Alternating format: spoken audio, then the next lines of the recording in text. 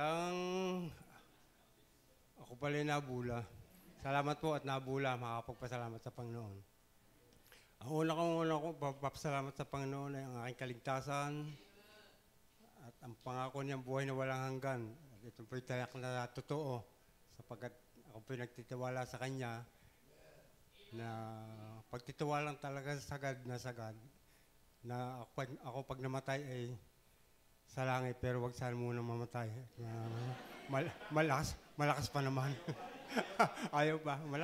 Malakas pa naman eh. Salamat sa Panginoon. Tunay na napakabuti niya sa akin.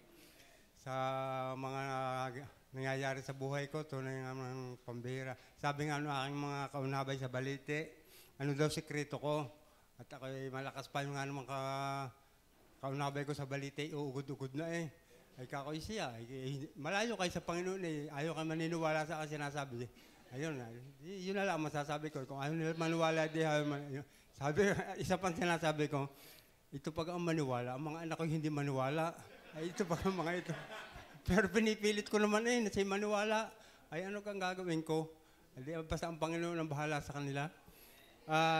Pero papasalamat ko rin sa Panginoon, bagamat ako hindi na ngayon nakakasama sa paghayo. Dahil lang ako na-permit na dito sa simbahan, ako ang naging chief cook. Chief cook ng mga worker. Ay nakakakuha naman ay palagi sa kadadating sila, medyo pasado ng alas 12 nga naman, ay kung sila pa magluluto, ay di baka hindi na makalasa ng pagkain. Kaya salamat sa Panginoon sa binigyan niya ministry sa akin. At kahit na hindi sa anniversary lang, kahit na sa mga ganitong pagkakataon na kayo nagagamit niya. At salamat din sa Panginoon at nito nga nagdaang Lunes nga, padalawang Lunes na yata, ay ako biniyayaan uli niya ng isang taon na pagmamalagi dito na malakas ang katawan at nakakapagpatuloy sa paglilingkod sa Panginoon. At sa pagpapasalamat sa Panginoon ay tayo lagi magkakasama sa panalangin, sa gawain, tayo nagpapalakasan sa isa't isa.